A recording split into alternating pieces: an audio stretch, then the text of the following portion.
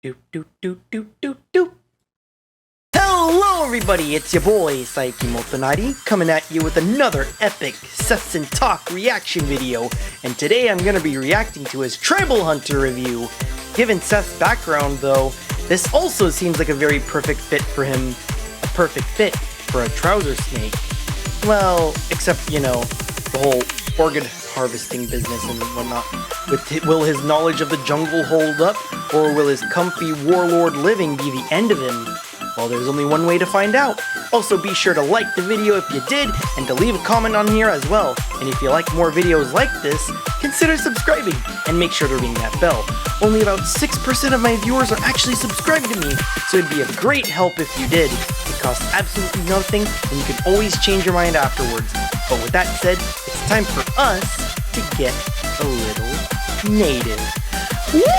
Hey people, Seth here. Here's our topic of the day. Inflation. Inflation is a global topic. Oh? Some of the most powerful people on this planet are the same people responsible for the most inflation. Coincidence? Oh, what? I think not. You might think it's just a way of printing liquidity for short-term gain and no consequence. Because, after all, everything is tethered to the dollar since we abolished the Bretton Woods system in 1971. So, even if you're holding pounds, euros, or yen, it doesn't matter. Because you're equally screwed. Is it the Our Among Us? hyperinflation is your hyperinflation. Enjoy. Oh, In conclusion, the Federal Reserve is run by hyperinflation fetishists. But here's the thing. No. They're not doing it for money. They're doing it because they're perverts, and they find it to be extremely Inflationists hot. are perverts. Now, let's talk about something completely unrelated. Tribal Hunter is a completely innocent game where you play as an Anthro lizard who is sent to guard over the land. You fight, you protect the innocent. You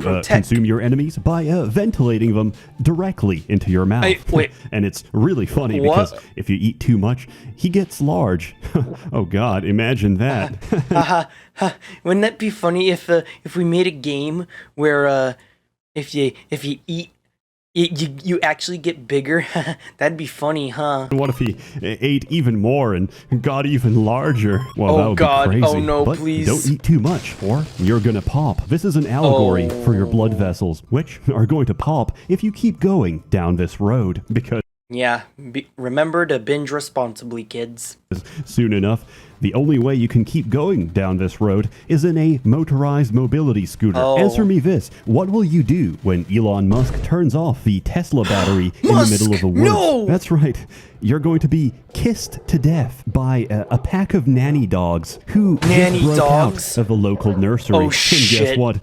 Breakfast was free infants ago. You're the main course. Think about that next time you're engorging yourself like the hungry caterpillar that you are. This game plays like a brawler platformer Metroidvania. It's like the old Metroid if Samus was or could become heavily pregnant, and this grants her gameplay advantages. It's much the same way. When you're small, you're very quick, you're very nimble. What's with Seth and Nintendo characters in pregnancy? You can platform really easily. When you're large, you hit like a truck. Your damage, your animations, your hitbox, they all scale with your stomach content. However, you become both vertically and horizontally challenged when each footstep is the equivalent of a quake in Asia. Jumping is the least of your concern. This might not be politically correct to say, but there's no way to sugarcoat it without making you even larger. You're a fat fuck. So, how do we shed those pounds? Well, you sit down and you metabolize your food in a matter of seconds. When the morbidly obese blame it on metabolism,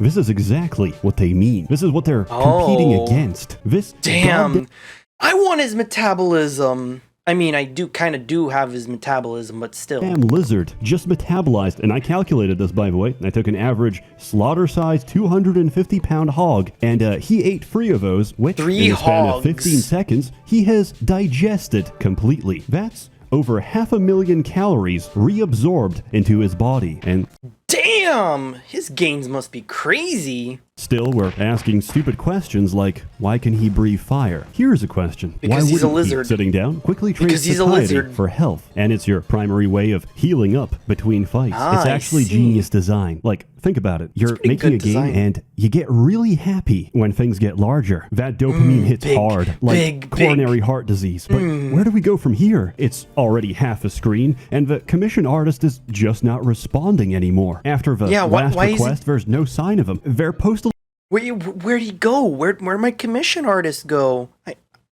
I need more. I need more. Damn it, I need more. Address leads us to a monastery in Middle England. But if we have to Is this a sign from God? deflate and get smaller as part of a gameplay mechanic, just like free refills at a Denny's, we can get large Denny's. over and over again. You get power-ups, you get stronger, and you get access to more levels. And Naturally, bigger. the most common and relevant form of power-up is increasing your stomach capacity. Now, you might think, big oh, tummy. my capacity just got 10 points higher. And like me, you might initially miss that firing of a neurons, that transmission of a synapse, where you realize,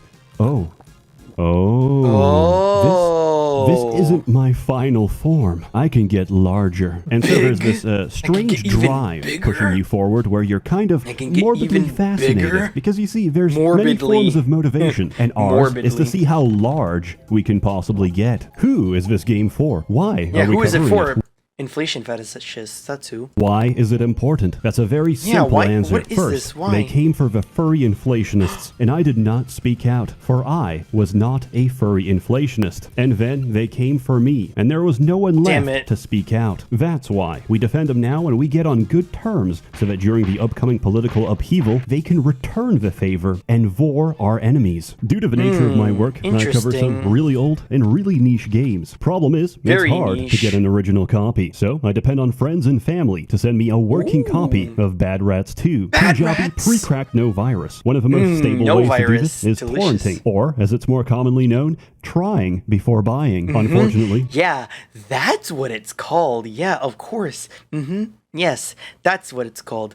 Definitely not bad in any way. My internet provider and the people who work there are the product of a brother and sister who loved each other a little too much, as they cannot distinguish between illegal torrenting and me trying to download a legitimate copy of the game I already own. So they throttle my connection, and my internet grinds to a halt. Thank you, Verizon, for the opportunity to pay $89.99 monthly, all for the luxury of having no internet. Despite Do not presume. this, like a battered housewife, I insisted.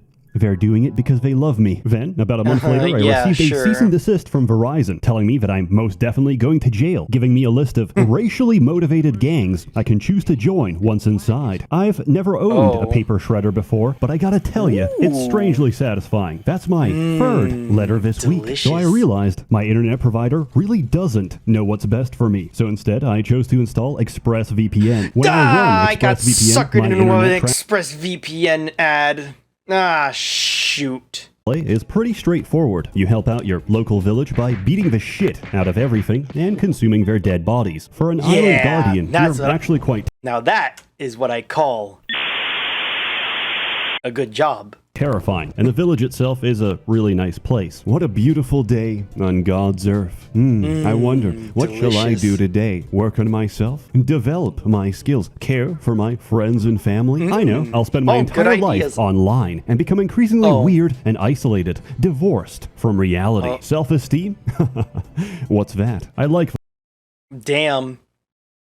You just called out my entire audience. The little townspeople. They give you a sense of community and a purpose for why you're doing what you're doing. I also found out the flying minigame is a really good way to make money. On the other hand, it's really difficult to explain to friends the nature of your anger. There's not many ways to say, I popped. Like Icarus, I flew too close to the sun. Or in this case, I flew too close to one chicken dinner too many. And I have to repeat the entire stage. You can play using a keyboard or controller, but I strongly recommend a controller for your own comfort and sanity. Personally, I think the platforming is incredibly difficult. I've had situations where I can clear the entire level, but I can't make a single jump to save my life. And then I proceed to repeatedly eat the same trap until I die. You have two spells. Fire and egg. What do they do? Well, it's pretty self-explanatory. Fire is fire, and egg can make a cow forcibly pregnant. Not really much more to say about that. We know the rest. The milk industry, reptile eggs. Some would argue you can't have one without the other. You get extra skills and abilities by defeating bosses, which in turn turn can be used to access new areas. Music is pretty nice. You hear the same tracks often, but they're not grating or pronounced, so they don't really feel repetitive. Some sounds are not balanced for the rest of the game. Each time I hit an armored pig, my speakers shake and my table travels. In town, you can buy items, and I strongly recommend them. They can save your life or a trip back home, which can be quite a bit of backtracking. Delicious. Thankfully, you unlock the ability to fast travel relatively early into the game. I actually love it because the animation is based on your current weight. So if you're thin, you can tell it's a very pleasant ride. If you're not, well, it's clearly more of a struggle to stay in the air. At some point, I realized you can intentionally get caught and bloated by slime plants, break free, spit out the slimes, kill them, and generate infinite XP. Unfortunately, I have to witness something unsettling each time I do this. So no, I don't think it's an exploit. It's an intentional form of torture. Everything you gain is outweighed by everything you lose, namely the ability to close your eyes ever again without that image burned into your skull. Enemies are varied and will harm you in one of two ways. One, it's a feature. It's a feature. They can kill you. 2, they can forcibly feed you until you explode. This is a similar experience to visiting Grandma. The longer you stay, the higher your risk of cardiac arrest. She won't kill you out of hatred. She'll drown you in the pancake syrup river of love. Also, the death sequence for getting too full is arguably more difficult to swallow. Food is both your strength and weakness. You must constantly toe the line between obesity and death. They say video games are not the greatest medium for storytelling, but I disagree. When you see your obese lizard grappling the side of a cliff, his face says it all. Without words, he evokes one singular emotion: concern. The enemy placement in this game is brutal. Forget those 2 archers in Anor Londo. That will seem like a pleasant memory when you're getting stun-locked by roast turkey. You get XP pretty generously, and this lets you upgrade your ability. Delicious turkeys. Can't stop eating them. At any time. Many of these are locked until you get later into the game. I don't have any recommendations except get healing on your punches, because relying on digestion for health is okay, but you can't do magic on an empty stomach. And that's a shame, because playing the game as a tactical egg artillery is objectively the best experience. So this is basically just Yoshi, but slightly more sussy, so to speak. Imagine seeing something pouring from the sky, and it's either going to kill you or make you pregnant. That's quite terrifying. Critique. I hate slimes. I really dislike them. That is all. Besides that, sometimes animations really don't look like they should affect you, but they do. Like, you can feel a hammer's shockwave when you're not even on the same floor. It's a minor complaint. What the hell is that probably wacky hitbox? You know what? It's a furry developer. In all likelihood, they will fix this, and they're currently taking notes. That's the difference. You want something done? Stop recruiting on LinkedIn. Go to Fur Affinity instead. Also, some of the controls can be... Furries know what they want. That's what I can respect. I can respect furries because they know what they want, and that's why this game exists. Because they wanted something that caters to their specific needs, and they got it. They got it. Godspeed. Awkward, but you can remap them. And also, you're just gonna get used to it. Reverse critique. I really like the idle animations. That is all. In conclusion, I give Tribal Hunter a full out of belly. It was there for me during a difficult period of my life. Each time I made any money, I would flash my wads of cash outside my wallet and comically lose them to a strong gust of wind each time. Eventually, I was left with nothing. Comically gust of wind. And a small bag of crack. I knew I had to get my life together. So I smoked the whole bag, using them to outrun cars and siphon gasoline from their tanks, usually at the same time. I would describe the experience like using the devil trigger from Devil May Cry. I used high gasoline prices to in turn buy more crack, which I used to call fueling my addiction. I found this joke to be very amusing. I would repeat it often to the same homeless man I would hound for hours, running circles around him as he cried and wept. And here I am today. Thank you,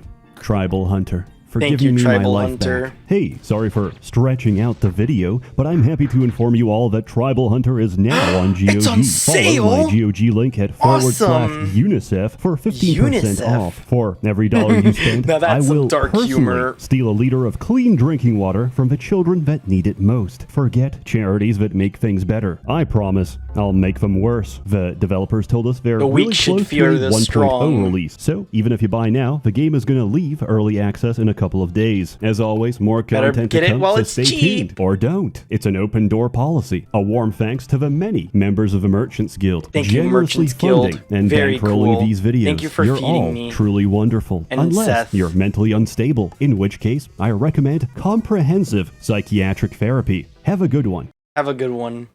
Thank you, Seth. Very cool. Watch another video for more VTuber funnies. Thanks for watching.